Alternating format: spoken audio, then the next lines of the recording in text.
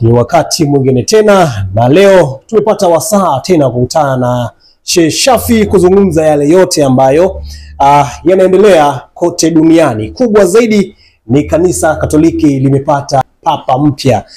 Ninaye Sheikh Shafii tuzungumze hayo yote, lakini kuna mengi na zaidi ambayo yanaendelea katika nchi yetu, katika taifa letu, tutayagusia hapa. Sheikh, assalamu alaykum. Wa salamu wa barakatuh. Habari yako bwana? Safi. Wema? Nashukuru Mungu, umeadimika. Naona mpaka comment zinakuja bwana Bato, tunaomba utuletee Sheikh Shafii, ndio tunamkubali. Asante bwana. Na mimi nawakubali sana. Bwana, tumekutana tena. Nakumbuka wiki mbili zilizopita tulizungumza baada ya papa kufariki katika kanisa Katoliki, yule ambaye alifariki. Siku ya juzi tumeona ametangazwa papa mpya Marekani. Marekani, lakini pia na uraia wa Peru. Mengi yalikuwa yanazungumzwa katika uchaguzi huo. Wapo wanakuambia kwamba walikuwa wanatarajia safari hii wamuone papa kutoka Afrika, papa Muafrika, lakini mambo yameenda tofauti. Amekuja mzungu tena kutoka Marekani. Shehe, nimekuuliza hivyo kwa sababu pamoja ya kwamba ni kwa Ukatoliki, lakini wewe ni mmoja kati pia kiongozi wa imani. Unaweza ukazungumza na ukatoa elimu na darasa kidogo kwa watu ambao wanakufuatilia sasa hivi. Kwanza kinachotakiwa watu wafahamu, upapa ni sio dini. Upapa ni uongozi wa kuitawala dunia, na ndiyo maana ya upapa. Unaposema neno papa ni neno la Kilatini lenye maana ya mwema, lakini likatolewa kwenye maana ya mwema likaingizwa katika Holy Father kama baba mtukufu. Kwa maana lilipoingizwa huko, na kwa nini likataa kuitwa mwema, kwamba watu watastuka kwa nini likataa kuitwa mwema? Kwa sababu Yesu katika 18:18 aliitwa mwema, akasema hakuna aliye mwema ila ni mmoja, naye ndiye Mungu. Kwa hiyo kikatolewa hapa Kiswahili cha kuitwa mwema, akaitwa mtakatifu. Sasa papa haukuwepo katika desturi ya dini ya Kikatoliki au dini ya Kikristo. Hakuna kitu kinachoitwa papa, yani hakuna kitu kinachoitwa baba au baba mtukufu. Hakuna katika Biblia kipengele hiko. Wala hakuna kiongozi katika Biblia anaitwa baba, kwa sababu kwa mujibu wa Mathayo 9:23 Yesu alisema, wala msimuite mtu yoyote baba duniani, kwa maana baba yenu ni mmoja tu wa mbinguni. Kwa maana kwa mujibu wa Kikristo ubaba ni Mungu. Baba ni Mungu kwa mujibu wa imani ya Kikristo. Baba kwa maana ni Mungu. Kwa hiyo Yesu alishajua kwamba haya mambo ya kuitana baba kama kiongozi, wapo watu wataujitokeza kujifanya kuwa ni waungu na wataitwa baba. Kwa hiyo kwenye Roman Catholic baba manake ya papa, hii inakusudia kwamba ni mtakatifu sana, ambaye sasa huenda akapewa nafasi ya kuwa Mungu kama vile katika dunia. Inachukua nafasi hiyo. Lakini mipango ya papa ni mipango ya wazungu, hususan katika sehemu ya Roma. Kulikuwa na kitu kinaongoza dunia kinaitwa Roman Empire. Empire ambayo ilitawala sana dunia na kuiongoza dunia kwa vile wao wanavyohitaji. Lakini kuna kipindi Roman Empire ilishuka, ile ikawa haina mabavu tena ya kuiongoza dunia. Sasa kwa sababu wanautaka ule utakatifu, ndipo wakakaa na kufikiria kwamba tutumie mbinu za aina gani ili tuweze kuiendelea kuitawala dunia, lakini sasa hivi tutumie kiimani. Wakati wa Mashariki ya Kati pale kulikuwa na dini ya Bwana Yesu. Kwa hiyo kulikuwa na imani ya Bwana Yesu ilikuwepo pale Mashariki ya Kati, imani ya Bwana Yesu. Kwa hiyo ndipo walipoamua kujitumbukiza katika ile imani ya Bwana Yesu. Ndio imani ambayo Yesu aliacha. Sawa na Yesu alipokuja alifundisha imani ya dini, alipoiacha sasa wale wakaamua kujiingiza kupitia katika maandiko yale matakatifu ili waweze kuitawala dunia sasa kiimani. Wanaamini kwamba ukiitawala dunia kiimani ndipo mafanikio yanakuja, kwa sababu watu wanapenda sana kuamini. Watu wanaamini sana swala la Mungu. Kwa hiyo ikabidi sasa wafanye mpango wa kuingia kiimani mahala pale ili waweze kuitawala dunia.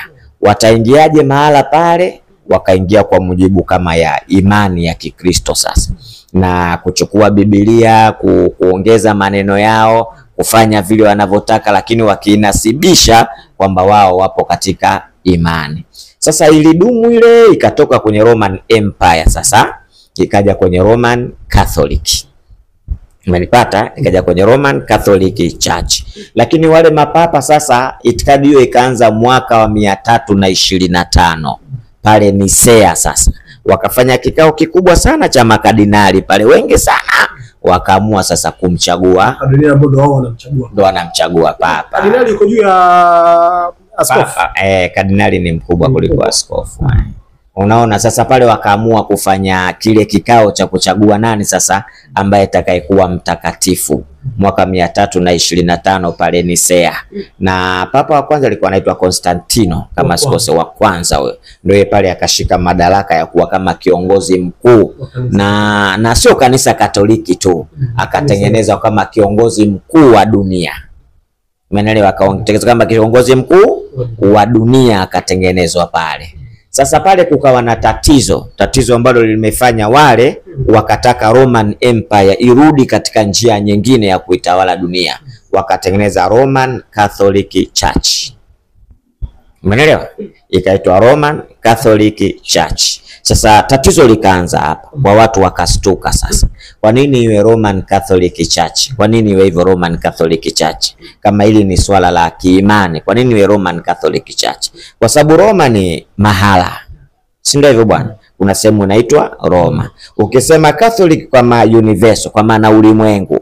Si ndio hivyo? Church maana yake kanisa. Kwa hiyo walikuwa wanakusudia kwamba hili kanisa ni la ulimwengu. Umenielewa? Hili kanisa lakini kwa nini liitwe Roma? Kwa nini liitwe Catholic Church? Lisifike kuitwa hivyo tu kwamba kanisa la kiulimwengu. Kwa nini tuweke Roma? Kwa hiyo maana yake ni mahala maalum ambapo pamechagua, wakati nyinyi mna mlengo wa ibada zenu, wao wana mlengo wa kuitawala dunia kuwa chini yao katika maamrisho wao wanayoyataka. Roma ndio ipo Vatican. Ndio iko Vatican. Sasa hiyo ni kijieneo pale kinaitwa Roma. Sawa. Sasa kwa hiyo ikawa Roma maana yake sehemu, Katoliki kwa maana yake ni ulimwengu, church likawa kanisa. Kwa nini sasa kama kanisa kwa ajili ya ibada, kwa nini liwe na litaje Roma? Yaani jina la sehemu, kwa nini liwepo katika kanisa? Hapo ndipo mtanganyiko ukaanza.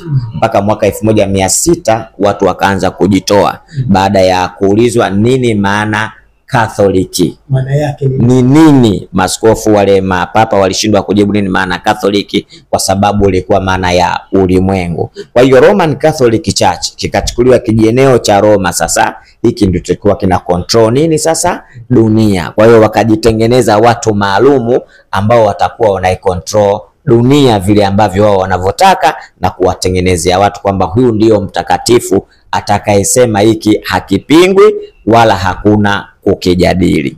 Kwa hiyo hapo ndipo mgawanyiko wa makanisa unaona ukaanza. Wa Pentecosti wakaja wakajitoa baada ya kugundua kwamba kumbe sio sawa. Wakaja Moravian, Wanakondoo wakajitoa, makanisa mengi yakajitoa, wakatengeneza namna ya ibada. Na ndio maana unakuta baadhi ya makanisa hawaamini uwepo wa papa kanisani. Hawaamini uwepo wa papa. Ni makanisa labda KKT na Wakatholiki. Na sasa ndo wanaamini nini maana ya papa. Anglikana hawaamini kwa sababu wale ni mwaka 1841 na wametoka na Henry wa 8 wale England wale. Hawakubaliani na hilo. Sasa hili ndio likawa tatizo. Kwa hiyo unapozungumza papa, unamzungumza mtukufu kiasi ambacho kapewa cheo cha uungu. Sawa Kapewa cheo cha uungu. Katoliki papa ni kama Mungu. Ni kama Mungu vile Katoliki. Yaani papa ni kama Mungu wao duniani. Unaiona hiyo ya kwamba papa uwepo wake kwenye Katoliki umefanikiwa ile dhamira ya kuitawala dunia. Umefanikiwa sana. Leo duniani kote wa Katoliki ndio wenye nguvu. Roma ndio inatawala dunia kwa vyovyote vile itakavyokuwa. Na kuna kitu kimoja ambacho ngoja nifungue Biblia. Hii story ilianza mbali sana toka mpaka kwa Paulo kwa wakati Yesu kashaondoka. Hawa jamaa wana mipango mikubwa sana. Ukisoma Biblia Rumi 1 mstari wa 8 nadhani. Ngoja tuiangalie Rumi 1 mstari wa 8 kama sijaikosea. Kuna kitu tutajifunza hapa. Rumi 1 mstari wa 8. Umeona na namba 8 isome ili andiko. Anakuambia kwamba kwanza namshukuru Mungu wangu katika Yesu Kristo kwa ajili yenu nyote, kwa kuwa imani yenu imehubiriwa katika dunia nzima. Sawa. Hii inasemwa kwa watu, anatoa shukurani kwa watu wa Rumi. Ukianza 7 inasemaje? Anakuambia ya kwamba kwa wote walioko Rumi, wapendwao na Mungu, walioitwa kuwa watakatifu. Mbona neno hilo? Neema iwe kwenu na amani itokayo kwa Mungu Baba yetu na kwa Bwana Yesu Kristo. Endelea sasa ya 8. Ya 8 anakuambia kwanza kwamba namshukuru Mungu wangu katika Yesu Kristo kwa ajili yenu nyote, kwa kuwa imani yenu itahubiriwa katika dunia nzima. Imani ya watu wa wapi? Rumi. Si ndio umeanza anawashukuru watu wa Rumi. Kwa hiyo imani ya Kirumi sasa itahubiriwa dunia nzima. Na ndio maana unakuta Warumi wamekamata dunia sasa. Imani yao inahubiriwa dunia nzima. Na kwa sababu wamemweka pale mtakatifu, wenyewe wakidai ni papa, lakini papa ni kwa maana ya baba, na kwa kibiblia baba maana yake ni nani? Ni Mungu. Kwa hiyo yule mtu sasa, wakati wa Kristo anafuata hivi vitu, hawajui kwamba upande wa pili wa Roma walikuwa na mikakati mikubwa ya kuitawala dunia kupitia katika papa. Kwa hiyo wametengeneza hivi vitu, wazungu wamekubaliana, na kabla papa hajachaguliwa, kama uliona kuna picha moja Trump alikuwa ameonyesha ishara. Wakasema kwamba kitendo kibaya ambacho Trump amekifanya, lakini baada ya jana kuona akachaguliwa papa mpya, watu wanakuambia kwamba Trump alijua mapema kwamba anayekuja ni nani. Yaani kuna kikao cha watu maalum ambao wanachagua mapapa. Sio kila mtu ana uwezo kuchagua papa. Tena kuna historia moja inasema kuna baadhi ya watu wenye hela zao sana, wakubwa sana, wakikaa nchi za nje kule wanachagua papa. Na ndio maana Trump alijua mapema kabisa kwamba ni Marekani, anaitwa Kardinali Alberto, amezaliwa Chicago pale, anajua kwamba utawala sasa umerudi kwetu sisi wa Marekani. Ni shughuli nzito sana ambayo sasa inakwenda kwa Marekani ambayo ipo. Sasa mtawala na mpapa ni Marekani. Kwa hiyo hii ni mipango, ndio maana tunasema hata hili swala la Ukristo, kanisa Katoliki ni mipango ya watu ambao wanatengeneza dunia kupitia mipango katika dini. Ndio maana tunasema hivi vyeo havipo katika Biblia. Biblia kuna cheo cha kardinali, Biblia kuna cheo cha baba wala cha papa. Na Biblia haikubali mtu kufanywa mfalme, yani kuwa mfalme, kwa maana mfalme, hata Yesu alipotaja kusema mfalme alikimbia sana. Yesu alikataa ufalme. Kwa hiyo walikuwa wanataka kumtia Yesu katika ufalme ili kukitia kile cheo cha nani? Cha upapa katika kanisa. Lakini Yesu alikataa baadhi ya nyakati kuitwa ufalme, ufalme ambao wa mamlaka ya duniani. Kwa hiyo Yesu unamkuta mara nyingi duniani alikuwa anapingana sana na mambo ya duniani. Mara nyingi anasema ufalme wangu mimi ni ufalme wa mbinguni. Tuwekeze mbinguni, tuwekeze mbinguni. Kwa nini? Alikuwa anakataa sana masuala ya duniani. Lakini hao waliokuja sasa wa Roman Catholic kupitia kwa papa, wao wapo katika maslahi ya nini? Ya dunia. Na ndio maana ukimuuliza Mkristo yote, kuna cheo chochote kinachoitwa cha papa katika kanisa au katika Biblia, hawezi kupata iko kiki. Muulize kwamba Katholiki maana yake nini? Hajui. Sasa kwenye Katholiki ndo kumefichwa sana, kwa sababu Roman Catholic Church, na ndio maana watu walikimbia sana, wakasema itakuwaje kanisa la Mungu alafu lipangiwe sehemu kwamba hapa Roman Catholic, yani ni kanisa la Kiroma, sasa sio la Mungu tena. Kwa hiyo ni mipango bwana Bato iliyotengenezwa kwa ajili ya kuitawala dunia. Kwa hiyo mapapa, huyu ni papa 267 sikosei, 67 sikosei. Sasa ni mipango ambayo inaendelea dunia kukamatwa. Na hapa tuliposoma mwana bwana Paulo anasema imani yenu watu wa Rumi sasa inahubiriwa dunia nzima. Na ndio maana unakuta sasa Vatican yenyewe pale palivyo ni sehemu ndogo sana, lakini ukienda baadhi ya nchi unakuta kuna ubalozi wa Roma na ubalozi wa nini? Wa Vatican.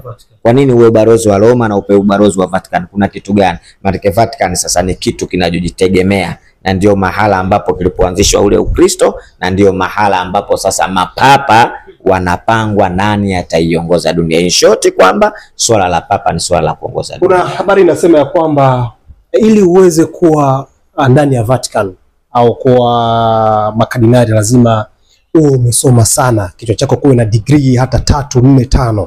Hii ina ukweli wote kwamba Ukatoliki na mambo ya kusoma, kwa sababu hata papa mpya tunaambiwa kwamba na degree 5 tofauti tofauti. Sasa utaiwezaje kuiconvince dunia akiwa hujasoma?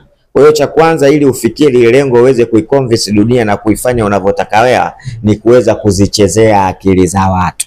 Sasa uweze kuchezea akili za watu kama wewe sio msomi. Na ndio maana walifika mahala waliweza kuchezea akili baada ya kuangushwa Roman Empire, wakasema tuingie katika imani tutafanikiwa. Na ndio maana walipotoa Roman Empire wakatengeneza Roman Catholic, wakamalizia church. Hizi ni akili ambazo za mtu aliyekwenda shule, aliyesoma sana. Kwa hiyo kweli sasa kidunia lazima ufikie hivyo, kwa sababu hawana malengo ya kuongoza kiakhira, wana malengo ya kuongoza kidunia. Kwa hiyo lazima mtu awe msome ili aweze kuzichezea zile akili za wanyonge, za wasiojiweza. Ni watu ambao wana elimu kubwa sana, tena vibaya mno. Wale ukisoma historia zao ni watu wamesoma, huwezi kumuingia hata kwa kidogo kwa elimu ya dunia namna aliyosoma. Kwamba Roman huwa wanachukua zile cream, watu ambao wana IQ kubwa ndio wanaoingiza kwenye nani zao, wanawasomesha wenyewe. Na ukitazama mipango yao wanaoifanya, unadhania mjinga utaenda. Hiyo mipango ya watu wenye akili sana, mpaka unaingia huko, yani wanafanikiwa kukuteka zile akili zako. Kwa sababu haiwezekani mtu akaitwa papa, cheo ambacho katika Biblia hakuna. Cheo ambacho katika Biblia yoyote hakuna cheo. Kuna Yesu kaondoka hajaacha iko cheo. Nani anakuja kutengeneza iko cheo cha kuwaongoza watu? Kwamba yeye ni papa, nani anakuja kutengeneza? Hakuna. Lakini utakuta katika Biblia cheo kinachotolewa labda mchungaji, kwa maana mchungaji anayewachunga watu, na sio wachungaji wa mchungaji, maana yake yote yule anayewaangalia watu. Ndio maana Yesu akasema mimi ni mchungaji mwema, anasema hivyo. Ndio cheo ambacho kimeachwa. Sasa leo kinatokea cheo cha upapa, kimetokea wapi katika kanisa? Hamna iko kitu.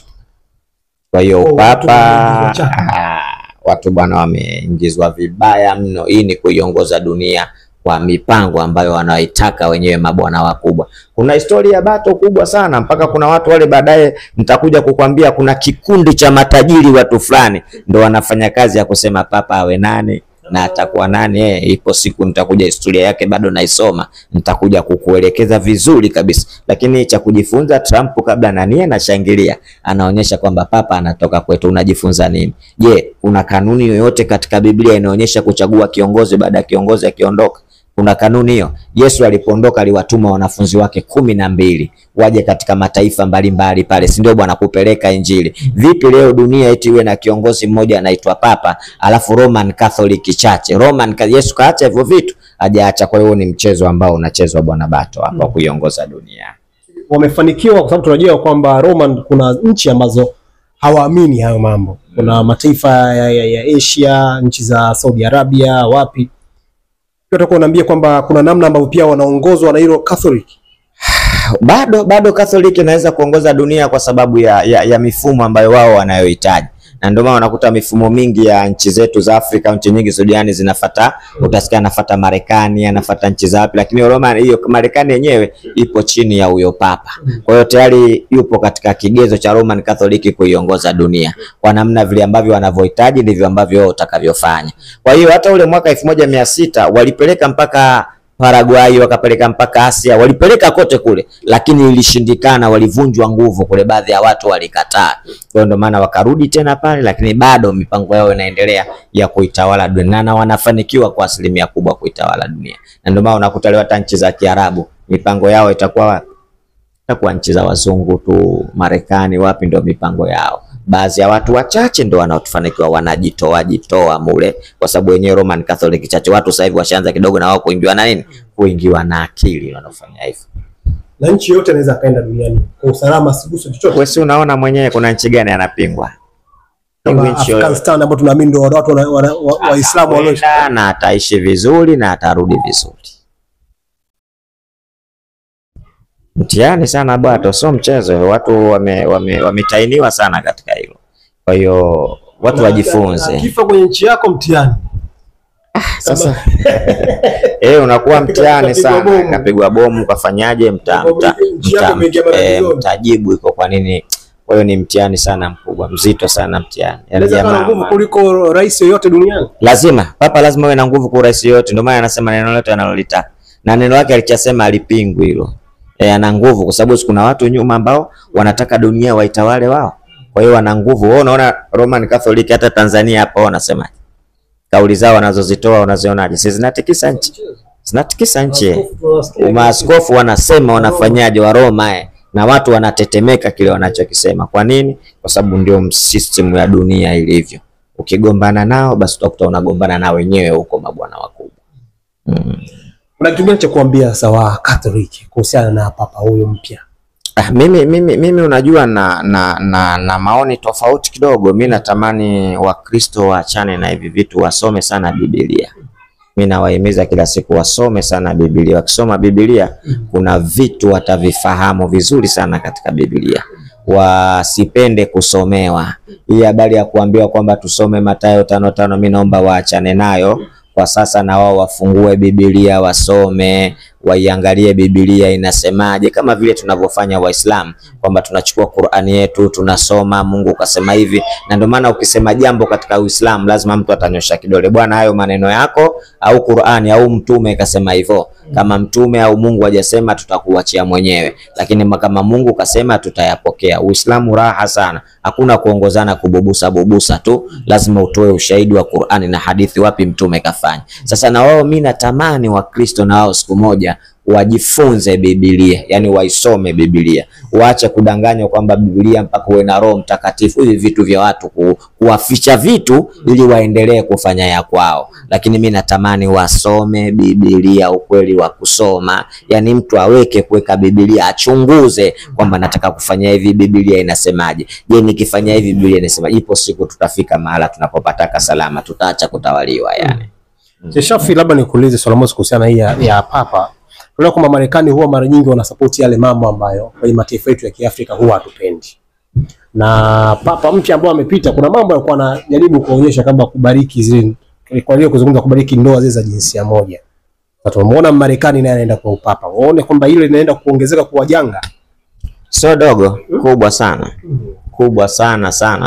Sasa iko ni kitu ambacho vile vile bado wa Kristo wanatakiwa wajifunze. Kama papa anaweza kudiriki kwamba watu mapenzi ya jinsia moja, Biblia inakataa, haikubali mapenzi ya jinsia moja. Kwa nini yule anaweza kubariki ndoa ya jinsia moja? Hawana cha kujifunza hapo? Kuonyesha kwamba watu wamekuja kwa malengo yao, kwamba kitabu chetu cha Biblia kinakataza, tena kinasema hukumu yao wauawe yao. Lakini wale kwa nini wanakuja? Huyo ndio kiongozi tunayesema kiongozi, anakuja kubariki, anasema ndoa jinsia moja inafaa. Hatuna cha kujifunza kupitia wao? Tunacho cha kujifunza kwamba mbona Biblia inasema vingine na wale wanasema vingine. Maana yake tunajifunza wale hawakuja kwa niaba ya watu kuongoza, bali wamekuja kwa mipango yao maalum ya kuiongoza dunia. Watu ambao wamekuja kwa mipango yao maalum kwa ajili ya kuiongoza dunia. Bwana, kupitia issue hiyo ya papa, mimi nadhani kwamba tumalize hapa, tuingie kwenye issue zingine. Asante sana, karibu sana.